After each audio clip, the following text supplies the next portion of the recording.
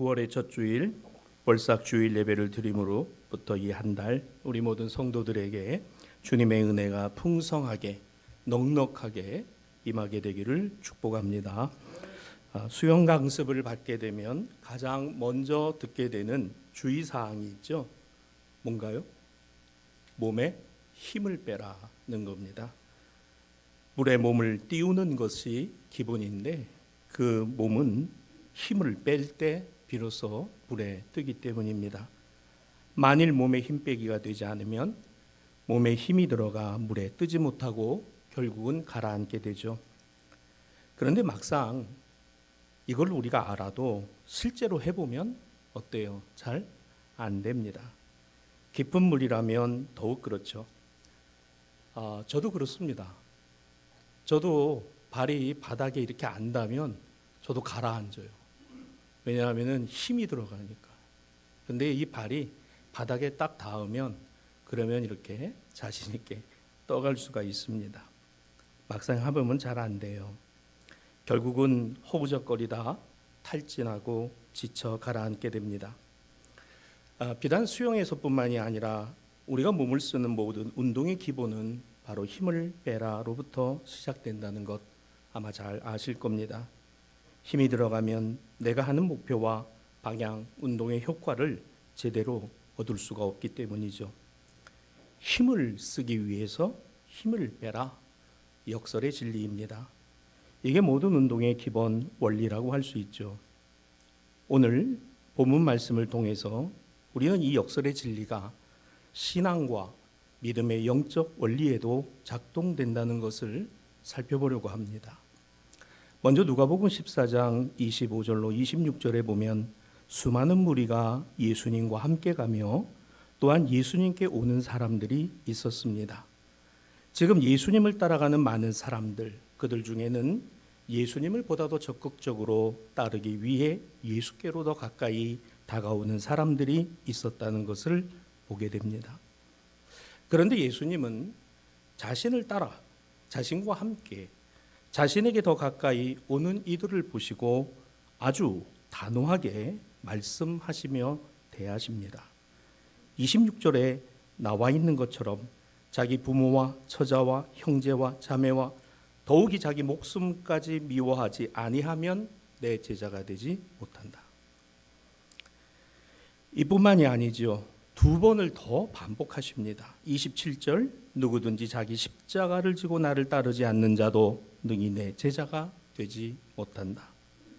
33절에 있는 것처럼 누구든지 자기의 모든 소유를 버리지 아니하면 능히 내 제자가 되지 못한다. 이렇게 모두 세 번에 걸쳐 단호하고 엄격한 조건을 내세우시며 이것을 지키지 않으면 너희가 지금 나를 따라오고 있고 나와 함께하고 있고 나를 가까이 다가오고 있다 하지만 그러나 결국에는 제자가 될 수 없다. 이 말씀인 겁니다. 왜 이렇게 말씀하실까? 26절, 27절, 33절에서 예수님께서 들고 계신 예는 가족을 포함한 자신의 목숨과 소유에 관한 것을 말씀하세요. 이게 뭡니까? 우리의 인생에서 가장 중요하다라고 여겨지는 것들입니다. 그래서 우리는 나의 목숨, 그리고 피를 나눈 가족들, 그리고 내가 얻고 누리는 소유를 내 삶의 가장 우선 순위에 둘 수밖에 없다는 사실입니다. 예수님도 이거를 모르시지 않아요. 우리는 무엇을 먹고 무엇을 마시고 무엇을 입을까 염려하는 인생을 삽니다. 주님은 그렇게 하지 말아라고 하시지만 막상 그렇게 하려면 그거 잘 안 됩니다. 힘이 들어갑니다. 오늘 내가 그것을 극복하기 위해서 내 힘을 써야 된다고 여깁니다. 그리고 가라앉습니다. 그렇지 않을까? 예수님이 이걸 모르지 않으실 터인데 왜 자꾸 이런 말씀을 하실까? 여러분 생각해 봐야 되겠죠. 제자가 되지 못하고 예수께서 당신을 따르는 신앙과 믿음을 지켜가는 것은 결코 쉬운 길이 아니다.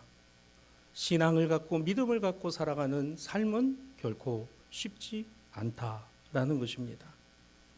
자, 예수님의 이 말씀을 들은 사람들, 이 말씀을 주신 사람들이 25절 당신과 함께 길을 가고 있는 사람들이었고 26절 당신께로 가까이 다가오는 사람들에게 하신 말씀입니다. 여기서 알 수 있는 것이 있습니다. 바로 예수님을 이미 알고 예수님을 보고 예수님을 따라 함께 가는 이들, 그러나 아직 그들에게는 신앙과 믿음이 미약하고 나약하다라는 사실입니다. 제자가 되지 못하고. 이 말씀을 통해서 우리가 적용할 수 있는 부분이 있을 거라고 생각합니다. 여러분, 우리가 교회를 오면, 교회에 등록하면 교인이 됩니다. 교인이 되어 신앙생활을 하다 보면 믿음이 생겨요. 신자가 됩니다. 믿음의 사람이 되죠. 근데 여기서 한 걸음 더 나아가면 하나님의 거룩한 백성, 하나님의 자녀라고 하는 성도라는 것을 우리는 듣게 됩니다. 여러분, 가톨릭에서는 성도가 정해져 있어요. 세인트입니다. 성인이에요. 성인으로 국한되어 있습니다.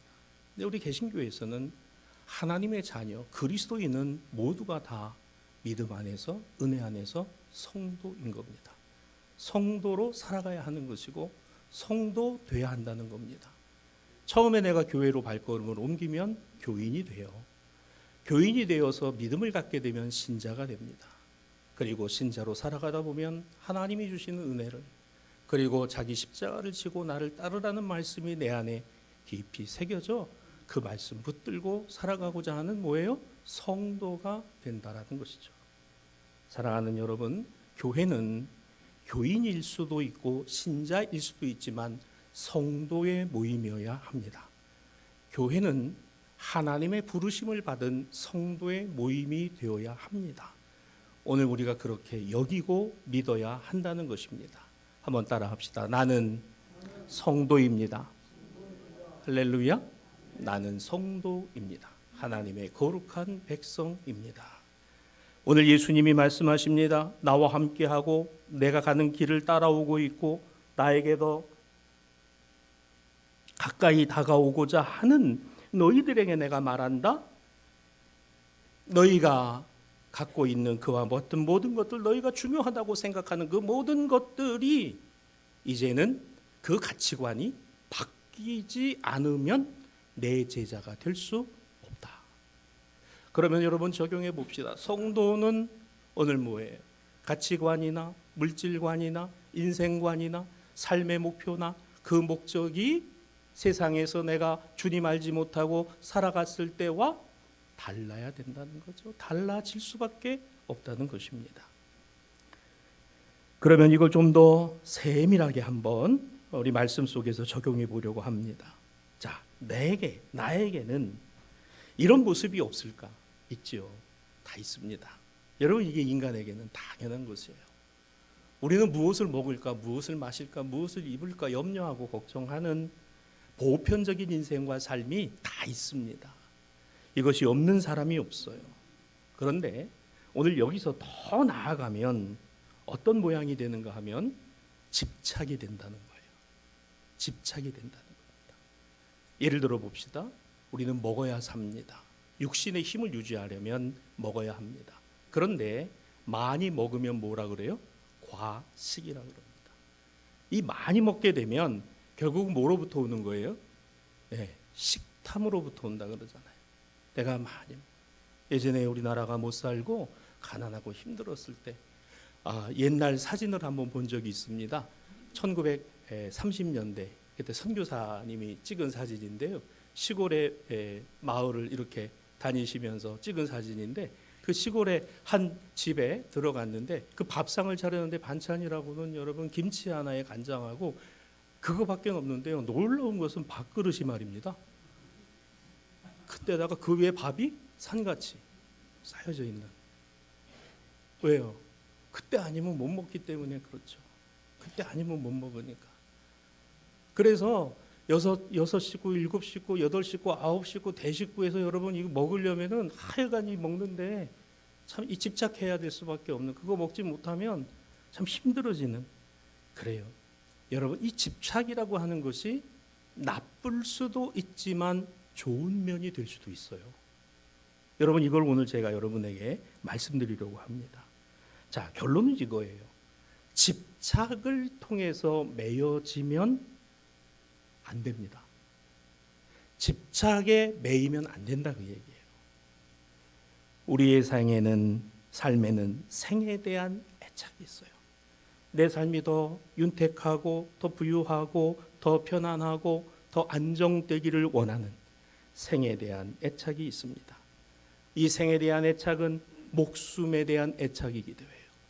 오늘 우리가 나이에 들어가면서 그러나 점점 더 오늘 내 생각과 마음과는 다르게 육신이 노쇠해 가는 것을 놓고 보면서는 더 많이 느낍니다. 많이 가진 사람일수록, 많이 누리는 사람일수록, 많은 것을 얻은 사람일수록 뭐에 대한 것이 있을까? 생에 대한 집착과 목숨에 대한 애착이 있어요. 이번에 중국에서 뭐 군사 퍼레이드하고 전승절이라는 소위 그 행사를 하면서 러시아, 중국, 북한 이 세 사람이 걸어가는데 마이크 끼워져 있는지도 모르고 그 대화한 게 전 세계에 다 타전이 됐잖아요. 푸틴이 뭐라고 말합니까? 그거 알아? 이제 좋아져가지고 영생할 수 있대. 이 바이오 기술이 좋아져서 이제 영원히 살 수 있다고. 그러니까 시진핑이 뭐라 그랬어요? 그건 모르겠고 지금 뭐 발달해서 한 150살까지는 살 것 같아. 외신에 나온 내용이에요. 두 사람 다 나이가 몇이에요? 72입니다. 많은 걸 가졌죠. 세계의 초강대국의 지도자. 한 사람은 27년간 러시아를 다스리는 총리를 했다, 대통령했다, 총리를 했다. 독재자. 세계 권력을 쥐락펴락하는. 놓기 싫은 거예요. 생의 애착이에요. 삶의 애착. 시진핑은 마오쩌둥이나 등소평 이후에 중국의 절대 권력자가 되었습니다. 그래서 그는 3년임을 했어요. 지금 4년임으로 가려고 그러는데 내부적인 정치 투쟁이 일어나고 있잖아요. 그도 마음 한구석에는 뭐가 있어요? 나도 최소한 150살까지는 살고 싶다. 사랑하는 여러분, 우리 이왕 이렇게 됐는데 세계의 독재자들도 그쯤 살고 싶어 하는데 우리도 주님 앞에 가는 날까지 건강하게 살 수 있게 되기를 주님의 이름으로 축복합니다. 세상의 독재자들도 그렇게 살겠다. 여러분, 이 생의 애착, 목숨에 대한 애착과 집착은 참 이게요. 잔소리를 많이 하던 어머니가 계셨다잖아요. 그러면서 숨이 꼴딱꼴딱 넘어가는데 넘어갈 것 같은데 눈을 뜨고 넘어갈 것 같은데 눈을 뜰 때마다 가스불 껐니? 애는 왔니? 그러면서 눈을 뜬다. 이 생의 애착, 이 삶에 대한 애착. 그뿐만입니까? 소유에 대한 집착. 내가 갖고 있고 내가 누리고 있고 내가 얻고 있고 내가 쓰고 있는 것에 대한 집착이 자리 잡고 있는. 그래서 예수님의 말씀이 바로 그대로입니다. 자기와 자기 목숨과 가족과 재산, 소유 당연합니다. 그렇지 않은 것이 더 이상한 것이에요. 맞아요. 그런데 이것 때문에 우리의 힘이 들어가요. 어떻게 하든 더 살아. 어떻게 하면 영생할 수 있을까? 어떻게 하면 가지고 누리는 것을 더할 수 있을까? 그리고 이것을 영원히 누릴 수 없을까? 힘이 들어갑니다. 우리의 모든 관심이 여기에 집중되어 있고 예수님은 이런 우리의 모습을 너무나 잘 알고 계시는 것입니다. 그래서 여기에 중요한 역설의 진리가 있습니다. 인간은 집착이 없이는 성숙할 수 없다는 거예요. 이게 좋은 점이기도 하고 이게 나쁜 것 같지만 좋은 점이라는 겁니다. 이게 무슨 말입니까?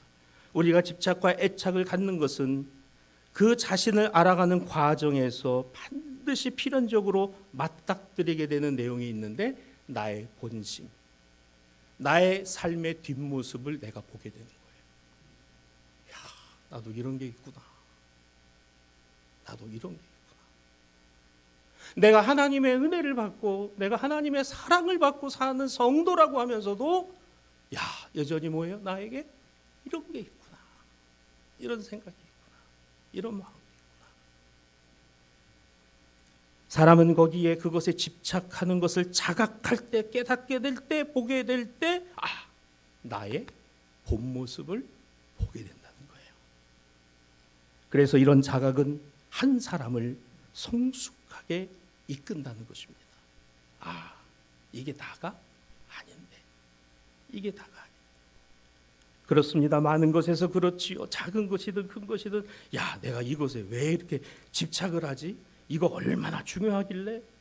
그렇게 생각해 보니까 사실 아무것도 아닌데 왜 그렇게 노심초사하는지, 밤을 새우는지, 잠을 이루지 못하는지, 내 하루하루 지나가는 이 땅에서의 인생의 시간을 나에게 가장 최우선에 둬야 될 인생의 의미가 결국 먹고 마시고 누리는 것에만 있는 것이라면 참 내 인생이 이거는 아닌데, 이렇게 보내서는 아닌데, 이것이 영적인 자각이다. 신앙의 성숙, 믿음의 성숙이 여기서부터 있다는 것입니다.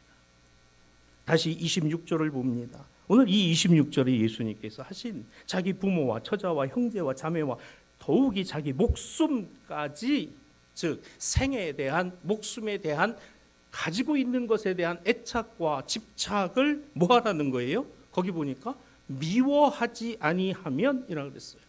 미워하지 아니하면. 여러분, 우리 한글 성경에 미워하지 아니하다라고 이렇게 쓰고 있습니다만은 원문의 뜻은 이거예요.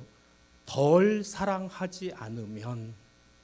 사랑하지 말라는 게 아니에요. 사랑해야죠. 최선을 다해 하는 겁니다. 그러나 그게 최선은 아니다. 그게 최선은 아니다. 덜 사랑하지 않으면. 이것이 바로 역설의 진리, 역설의 신앙입니다. 더하고 덜하는 것이 있다는 거죠. 그렇습니다. 가장 중요할 것 같은 것으로부터 집착하면 매이고, 매여지면 결국은 힘이 들어가고, 힘이 들어가면 결국은 가라앉는 거예요. 이걸 좀 덜하고, 그러나 이 모든 것의 주인이신 하나님을 더 사랑하고, 더 사랑하고.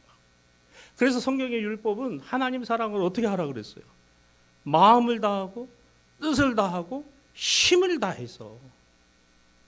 마음을 다하고, 뜻을 다하고, 힘을 다해서. 그 하나님을 사랑.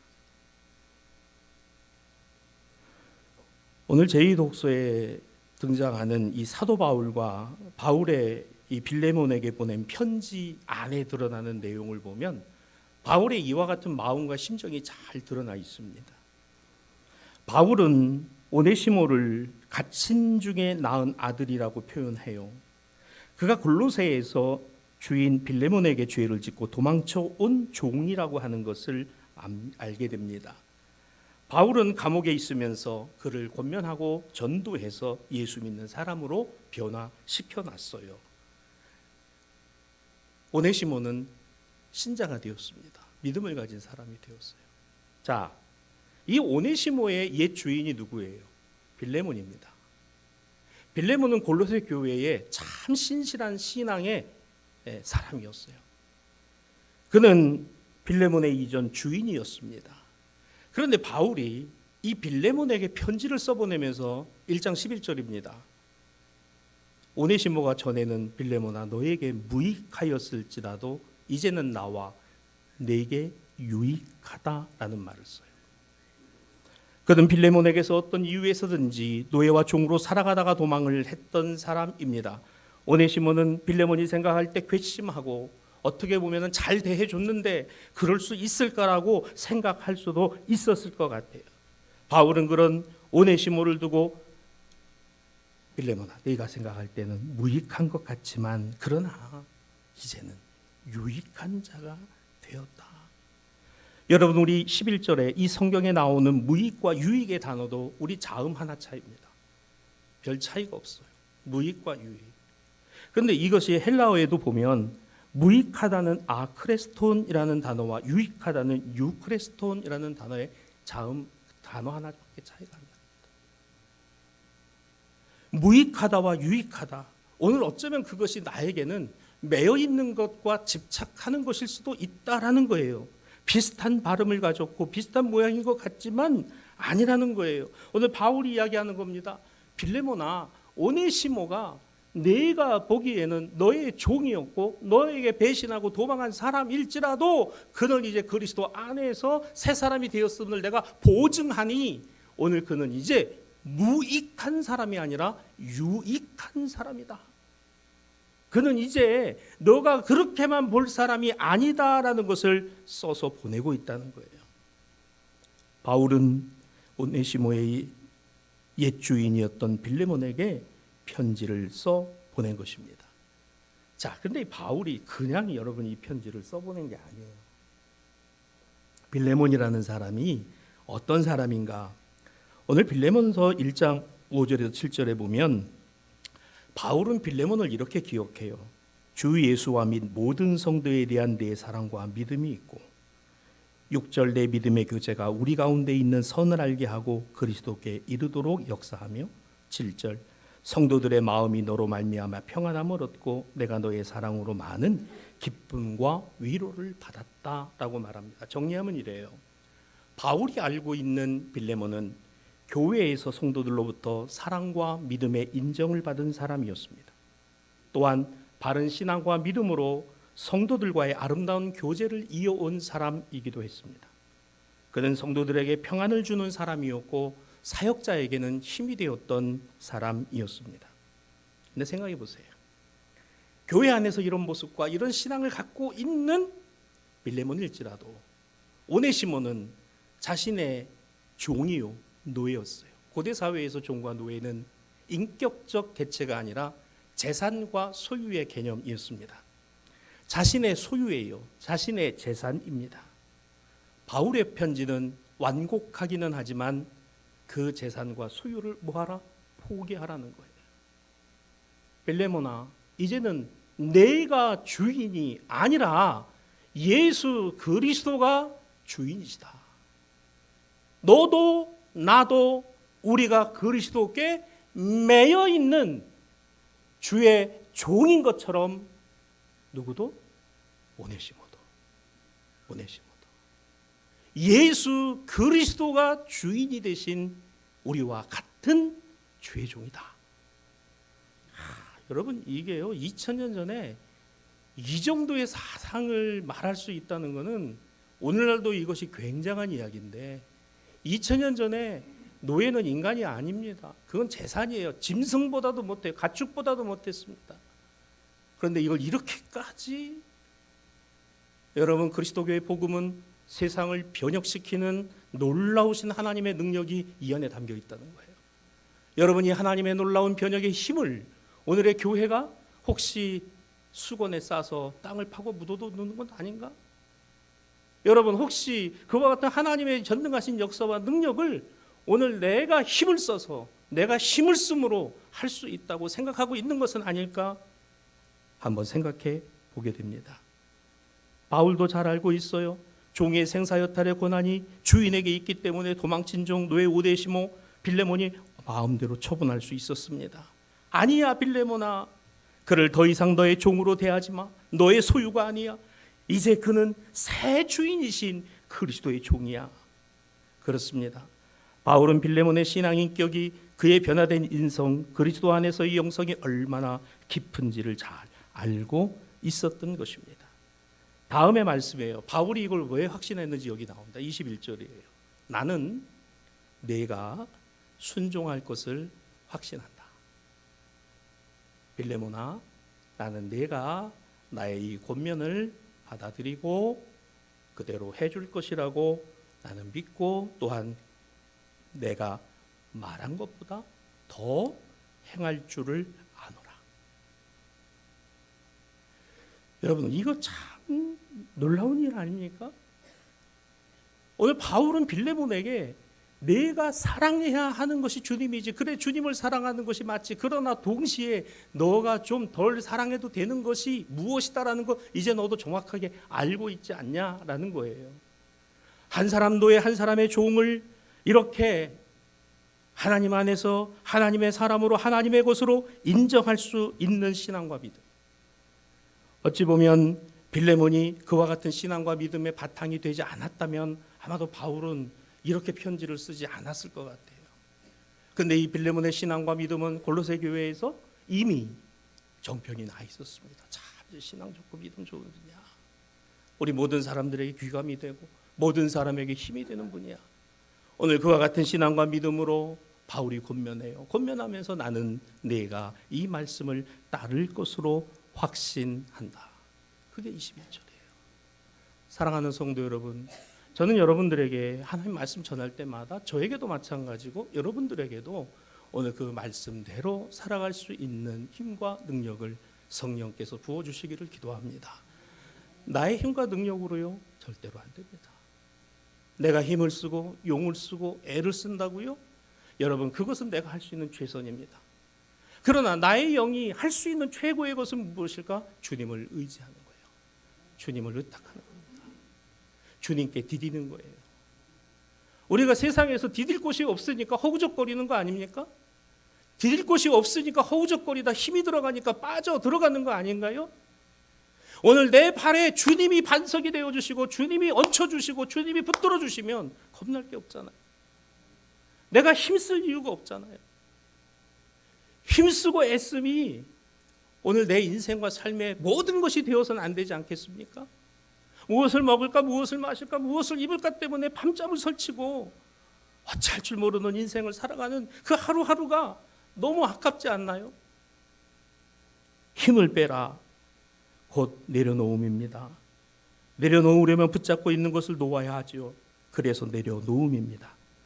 어쩌면 우리는 왜곡된 사랑의 집착 때문에 하나님을, 유한한 목숨 때문에 영원한 생명을, 덧없는 소유 때문에 모든 소유의 주인 되신 주님을 버리고 있지는 않을까. 그래서 예수님 말씀하십니다. 네 자신도 가족도 내 소유에도 힘을 빼라. 내려놓음으로, 그리고 그 주님 앞에 온전히 하나님 나라 안에서, 주님의 사랑 안에서, 주님의 은혜 안에서 성숙한 신앙과 믿음의 사람으로 살아가라. 하나님의 절대적인 권능을 우리가 믿고 확신한다면, 마음을 다하고 뜻을 다하고 힘을 다하면 우리가 정말 세상에서 마음과 뜻과 힘을 다하는 것들이 오히려 덜 사랑할 수 있는 것이고, 내가 정말 마음을 두고 최선을 다해야 하는 것이 하나님을 향한 것이라는 것을 깨닫게 될 줄로 믿습니다. 오늘 제1독서 에레미야는 오늘 18장 6절에 하나님의 은혜를 이렇게 받았어요. 토기장이 하는 손노님을 보았습니다. 하나님은 저에게 이런 은혜의 깨달음을 주셨어요. 이스라엘 족속과 진흙이 토기장의 손에 있음 같이 너희가 내 손 안에 있느니라. 너희가 내 손 안에 있느니라. 여러분, 하나님의 손은 방관하는 손이 아니잖아요. 하나님의 손은 묶인 손이 아니잖아요. 하나님의 손은 인간의 손이 아니시잖아요.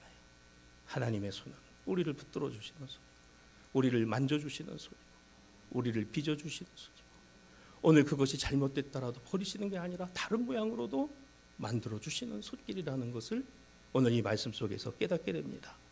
토기장이이신 하나님의 손에 진흙과 같은 우리의 인생과 삶이 오늘 우리의 남은 삶과 이 땅 안에서 아름답게 빚어지게 되기를 주님의 이름으로 축원합니다. 말씀을 정리하죠. 성도 여러분, 빌레몬 한 사람이 이미 그는 주님의 손에서 만들어지고 다듬어진 제자였습니다. 그러나 그의 가정 안에 어려움이 있었어요. 오네시마라는 종이 도망갔습니다. 찾으려고 노력을 많이 했겠죠. 어쩌면 그것이 그 자신에게는 흠결이 됐을 수도 있었을 겁니다. 그는 교회와 많은 사람의 귀감이 되는 신앙과 믿음의 사람이었고 바울에게 기쁨과 위로가 되었지만, 그러나 오네시모 문제에 관하여는 아마도 그는, 빌레몬은 생각이 달랐던 것 같아요. 왜? 그렇기 때문에 바울이 이렇게 친히 편지까지 써서 보내지 않았을까? 이렇게 써서. 여러분, 우리가 교회 안에서는 신앙과 믿음이 좋은 사람들이라고 말합니다마는 결국 우리의 삶의 자리에 나아가서 그와 같은 신앙과 믿음의 모습이 보이지 않으니까 세상은 우리를 보고 실망하잖아요. 세상은 교회를 보며 실망하잖아요. 세상은 교회를 보면서 저럴 수 있느냐라고 말하지 않습니까? 세상은 교회를 보면서 너희가 이단과 다른 게 뭐냐라고 묻지 않습니까? 오늘 그것이 우리가 처해 있는 오늘의 삶의 현실이더라는 것입니다. 빌레몬아, 너나 나나 이 오네시모나 이제 세상에 매인마된 인생이 아니라 그리스도 안에 자유함이 있는 새 삶과 인생을 살아가는 주님의 자녀라는 것을 내가 기억해라. 그렇습니다. 내려놓음의 신앙, 비단 이 신앙이 십자가 지는 것과 같이 어렵습니다. 힘을 빼는 것이 정말 쉽지 않습니다. 그래서 귀합니다. 우리 신앙의 모습이 하나님의 손에서 참 이와 같이 만들어지고, 힘을 빼, 내가 너를 붙들어 줄게. 너 힘을 빼, 내가 너를 붙들어 줄게. 오늘 이와 같은 주의 음성을 듣게 되는 저와 여러분이 되었으면 좋겠고, 이 9월 한 달 우리가 살아가면서 매 순간순간마다 이와 같은 주님의 귀한 음성을 듣게 되는 저와 여러분이 되어지기를 주님의 이름으로 축원합니다.